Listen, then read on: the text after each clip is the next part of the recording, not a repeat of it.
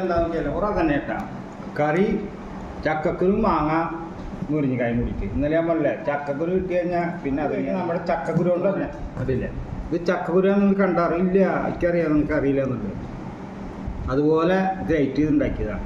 പിന്നെ ഉണ്ണിപ്പിണ്ടി മുതരി ചെറുപയർ ഉണ്ണിപ്പിണ്ടി ചെറുപയർ മുങ്ങിത്തപ്പണം.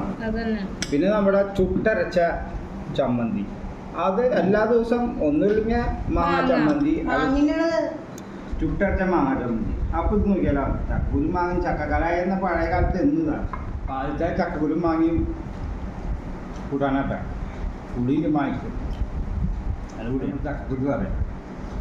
എന്തായാലും അടിപൊളി കേട്ടാ. എന്താ നിങ്ങൾ ഉണ്ടാക്കി നോക്കിയിട്ട് കീറുമ്പോൾ പിണ്ടി ഇതൊന്നും കളയരുത്.